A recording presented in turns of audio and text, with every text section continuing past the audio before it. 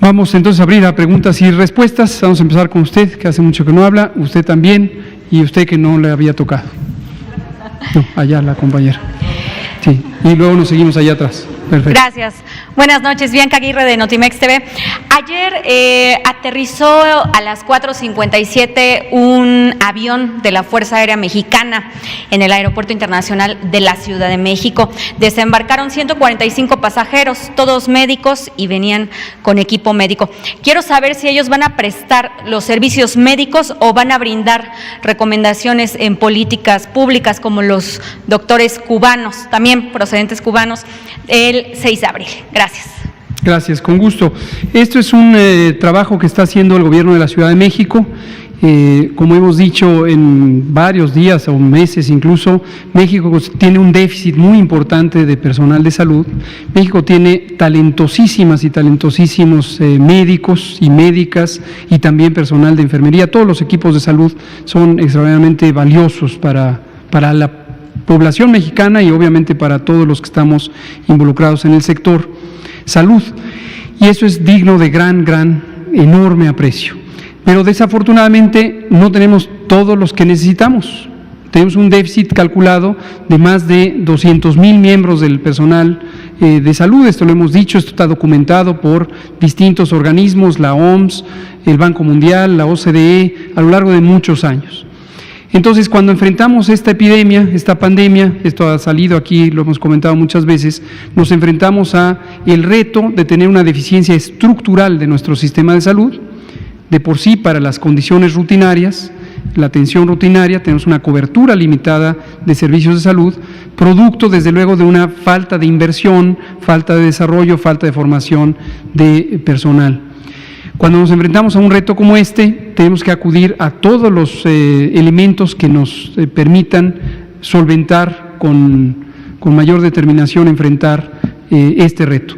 Entonces, el Gobierno de la Ciudad de México efectivamente ha identificado esta colaboración con la oportunidad de que, siendo la Ciudad de México ahorita la zona con la mayor intensidad de transmisión, se puedan atender estos elementos de asesoría. La respuesta es efectivamente el papel de este personal, es la enorme experiencia que tiene los miembros del equipo de salud de la República de Cuba en la salud pública, en este momento es vital. Y tienen también personal muy calificado, con preparación muy sofisticada en algunos aspectos como la medicina crítica y las distintas subespecialidades que se requieren.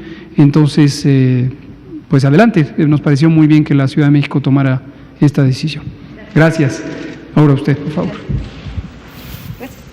Buenas noches a todas y a todos. Lisbeth Álvarez del Grupo Cantón.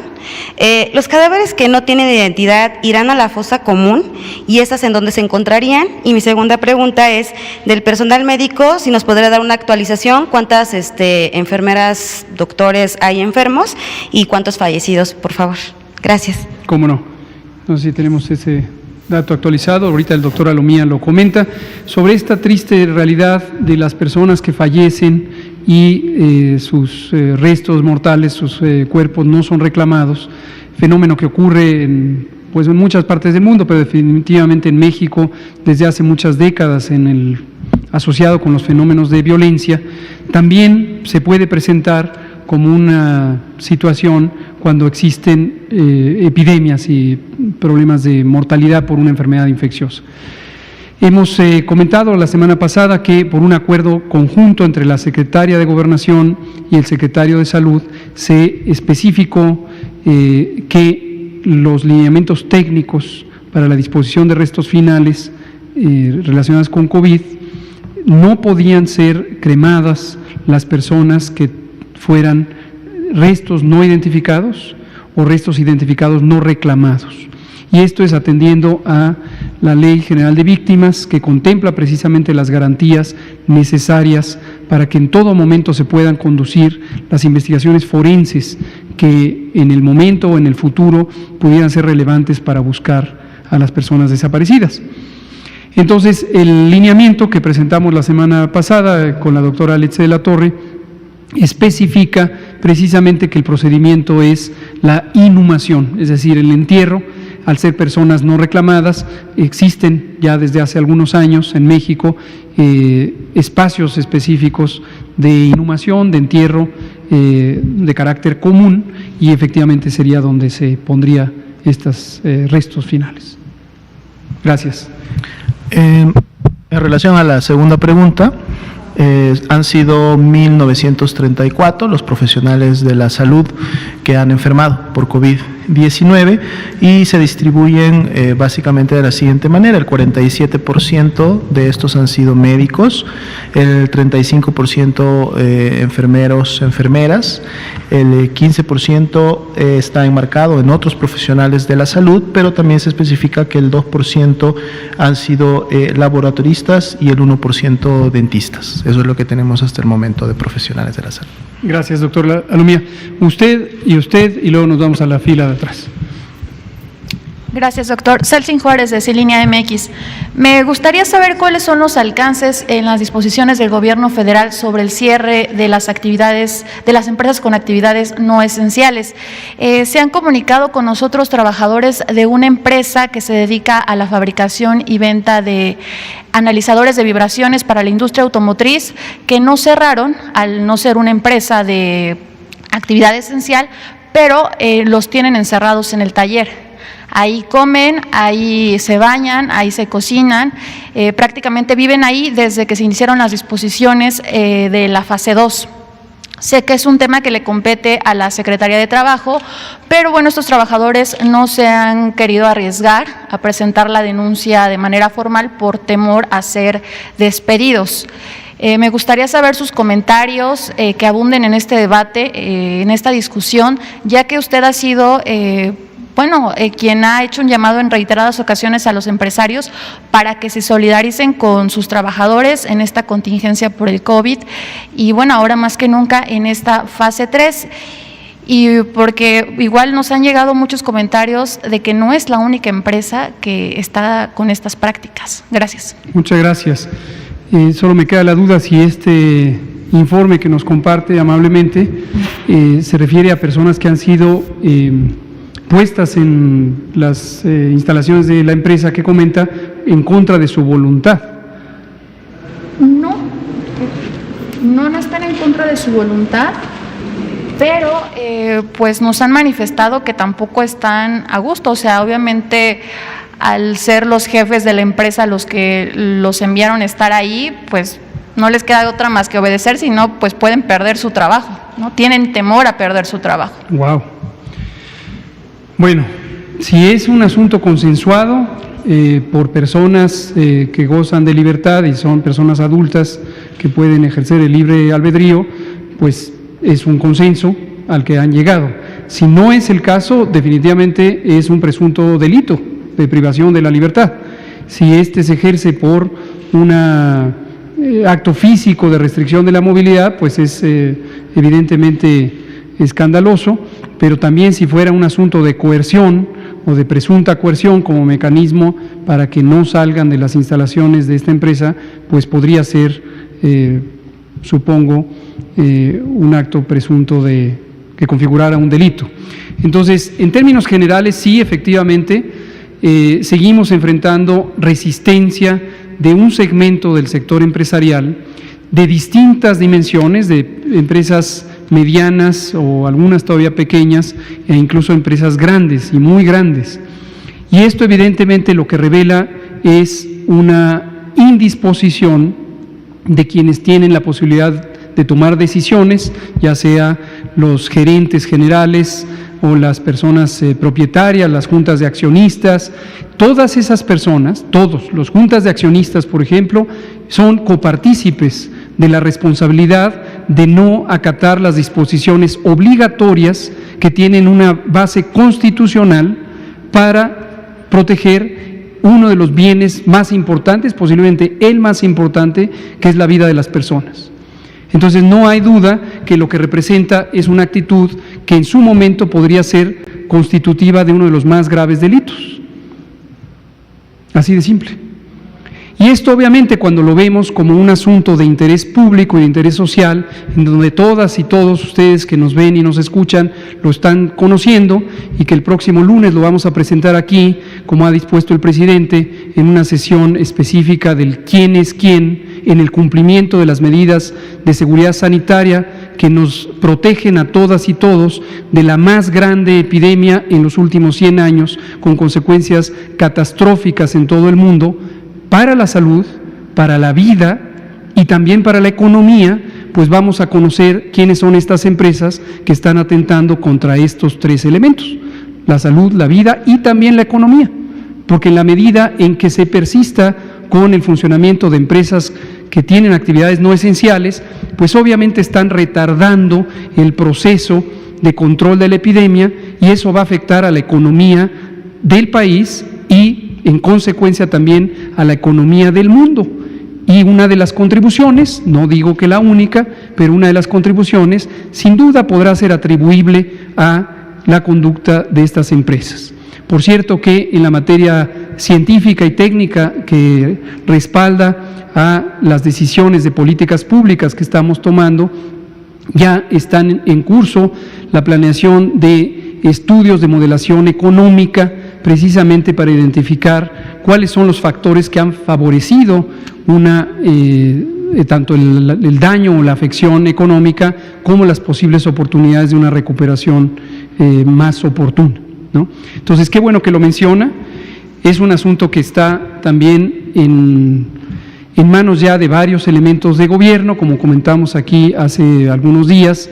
La Secretaría del Trabajo realiza inspecciones que le corresponden de acuerdo a la ley en materia de trabajo, es decir, las condiciones laborales, pero estas tienen un elemento también relevante en términos de la salud de las personas trabajadoras, la salud, la seguridad de las personas trabajadoras. En un momento dado, cuando identificamos que existen personas trabajadoras que tienen, por lo tanto, afiliación o deberían tener afiliación al Seguro Social, podemos identificar una correlación directa entre las empresas que no han parado, los contagios que ocurren para los trabajadores de estas empresas, la necesidad de utilizar los servicios de salud del IMSS y eventualmente los daños importantes que causan a las propias personas, a su salud, a su integridad, a su vida y también en términos económicos para el propio Instituto Mexicano del Seguro Social. Entonces, todos estos elementos están siendo analizados. También en términos sanitarios, la COFEPRIS, la Comisión Federal para la Protección contra Riesgos Sanitarios, tiene los elementos jurídicos necesarios para hacer inspecciones y desde luego identificar presuntas violaciones a la protección sanitaria que pueden ser también constitutivas de delito y también acreedoras de sanciones de diversa naturaleza, desde económicas hasta fenómenos de clausura. Gracias. Usted, por favor, y nos vamos a la fila atrás, y luego regresamos. Y también usted, si nos da tiempo. Quiero preguntarles, hoy se publicó un acuerdo en el Diario Oficial de la Federación que indica que las instituciones de salud podrían contratar a médicos extranjeros únicamente para atender durante la emergencia sanitaria por COVID-19. Quiero preguntarles si tienen establecida una meta de cuántos profesionales de la salud extranjeros podrían contratar y si ya han contratado algunos, ¿cuántos serían? Por otro lado, aunque adelantó que se va a presentar este informe de las empresas el próximo lunes, ¿tendrán ya información de cuántas empresas han sido sancionadas o han recibido alguna multa por incumplir con estas medidas establecidas? Gracias. Con gusto. Sobre lo primero, tiene que ver con la pregunta que hacía Bianca de Notimex. No hay una meta, no hay un plan predefinido de un número de personas extranjeras que se pudieran contratar, al igual que hemos hecho con todo el proceso de reconversión hospitalaria y reorganización de los servicios. Desde hace ya prácticamente 6 semanas, desde que empezó el ciclo, hemos acudido a todos los recursos necesarios. El convenio con el sector privado en México, la instalación de espacios específicos para que sean competentes y apropiados en términos sanitarios para la atención médica, el acelerar la convocatoria de médicas y médicos del bienestar y la hemos estado anunciando, y aquí volvemos a aprovechar para hacer un llamado para todas las personas profesionales de la salud, particularmente los especialistas en ciertos campos como neumología, infectología, medicina crítica, pero también médicas y médicos generales y enfermeras y enfermeros, para que se inscriban en la convocatoria del bienestar y se proceda de manera muy expedita a reclutarles, a garantizarles sus condiciones de alojamiento y que puedan entrar en operación. No les digo el número exacto porque se está actualizando, pero hemos tenido un buen progreso de esta convocatoria y hago el llamado para que se atienda. En principio, si tuviéramos una respuesta exhaustiva, copiosa, amplia, de parte de profesionales de la salud mexicanas y mexicanos, no tendríamos necesidad de tener a nadie extranjero, porque seríamos autosuficientes. Lo desafortunado del caso es que no hay suficientes profesionales en algunos campos específicos y en otros casos también la respuesta no ha sido todavía la más apropiada en términos numéricos. Y sobre lo segundo, ¿cuál es su segunda pregunta? Lo segundo, quisiera preguntarle en qué campos o en qué especialidades médicas todavía no han tenido la respuesta. Principalmente en las subespecialidades, que son medicina crítica, infectología, neumología, son las tres principales en donde hay menor cantidad en México. Gracias. Y aunque no haya una meta, si esto no se cumple, digamos, o si siguen faltando profesionales de la salud, ¿hasta cuántos podrían contratar de otros países?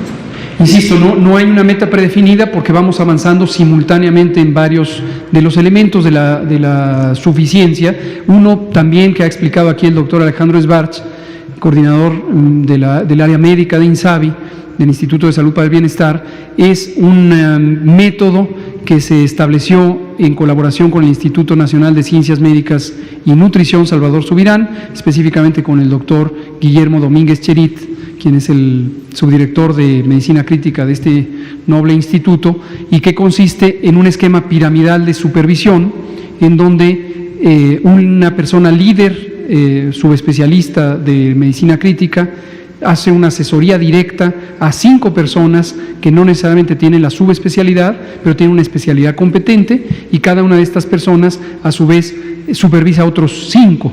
Entonces tenemos una pirámide de 25 y optimizamos el aprovechamiento de cada una de las personas especialistas en el campo. La segunda pregunta era si ya tienen información de cuántas empresas han podido ya ser sancionadas. Eso lo vamos a presentar con el quién es quién. No tiene ningún adelanto. Tenemos, pero no quiero darle adelanto, lo queremos presentar con todo junto. Vámonos allá atrás, por favor. Hola, buenas noches. Andrea Meraz de Grupo Fórmula. Hoy en la mañana, la jefa de gobierno, Claudia Sheinbaum, indicó que el 70% de las personas que están entubadas son ciudadanos de la capital, el resto son del Estado de México y otras entidades.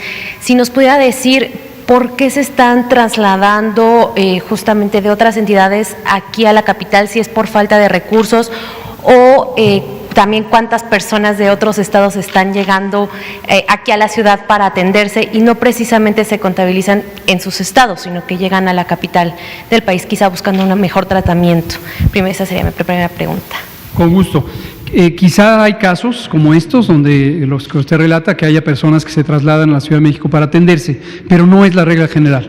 A lo que se refiere la doctora Sheinbaum, jefa de gobierno de la Ciudad de México, es que cuando uno identifica el número de personas que están en terapia intensiva, que están con ventilación mecánica asistida, la enorme mayoría, esta 70%, son habitantes de la Ciudad de México y la zona metropolitana del Valle de México. Desde luego del Estado de México, de la zona conurbada, sí hay un fluir muy activo de ida y vuelta, y personas residentes del Estado de México pueden estar hospitalizadas aquí y viceversa, pero es un fenómeno regional. No es que del todo el país están viniendo para acá. Como hemos dicho, y los datos lo ilustran, la epidemia en este momento tiene el momento de intensidad más grande en la zona conurbada del Valle de México.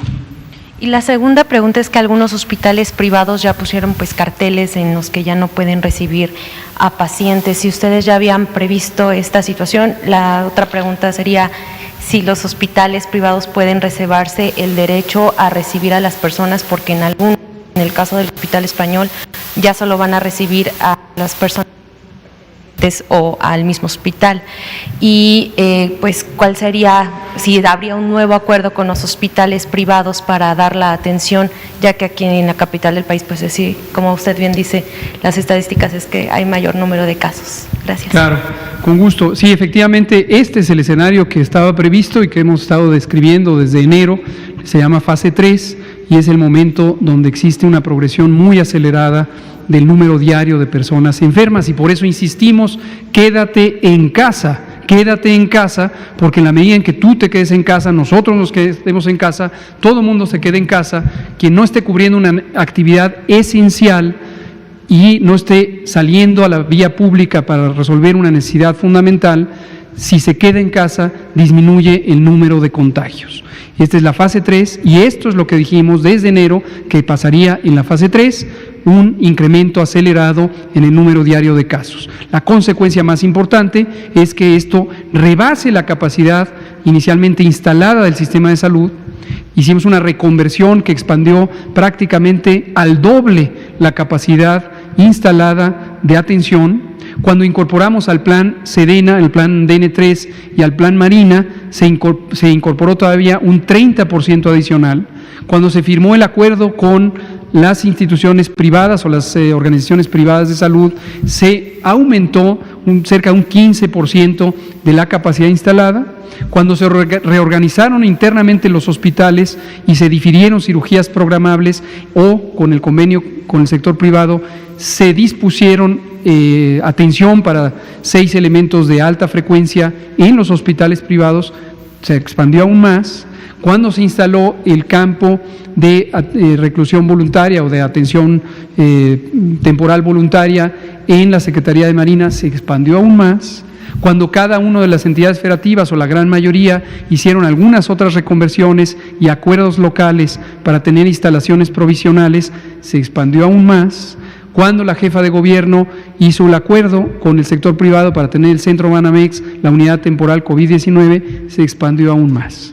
Pero, si no nos quedamos en casa, los casos seguirán aumentando y aumentando y aumentando, y se rebasará la capacidad.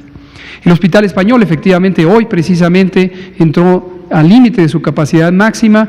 Platiqué por mensaje con mi buen amigo y respetadísimo infectólogo, el doctor José Donís, quien es el jefe de infectología de este hospital y está coordinando la respuesta en el hospital, y me compartió eso, que estaban saturados. A los pocos minutos apareció el cartel que usted relata, y aquí lo que es crítico es que todas las personas tienen que poder tener un sitio donde atenderse y, por lo tanto, es necesario redistribuirse. Todavía tenemos en unidades de salud de la Ciudad de México, del Gobierno de la Ciudad de México, espacio.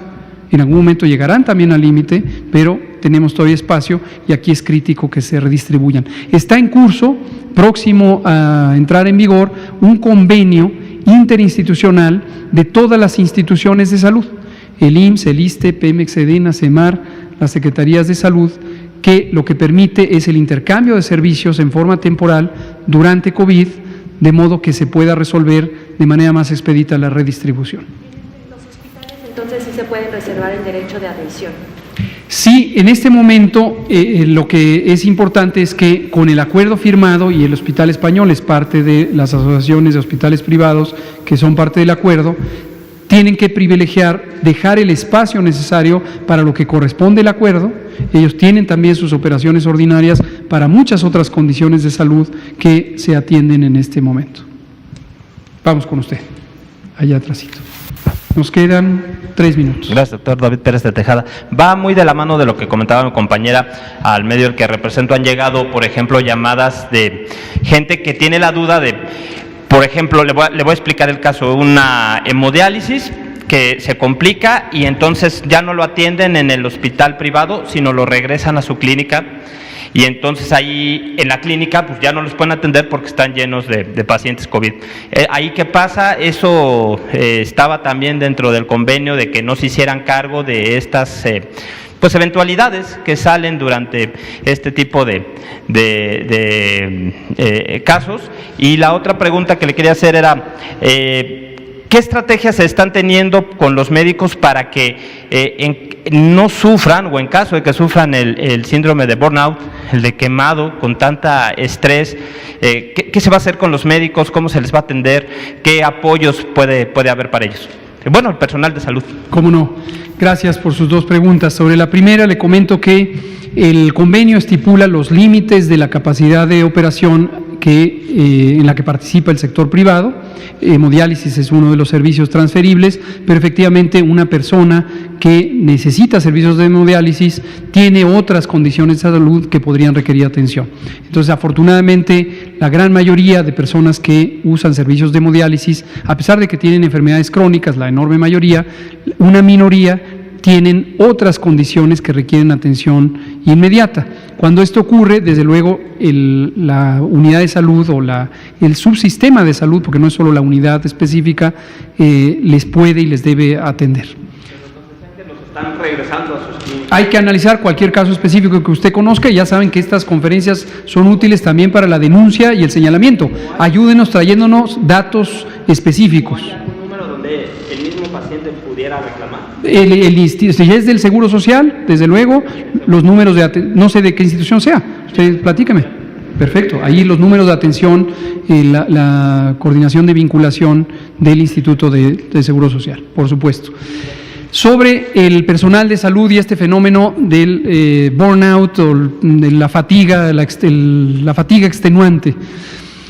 Ha venido aquí varias veces nuestro talentosísimo equipo de especialistas en salud mental, el doctor Juan Manuel Quijada, la doctora Lorena Rodríguez Bores Ramírez, el doctor Gadi Sabiki, el doctor Jorge González Olvera.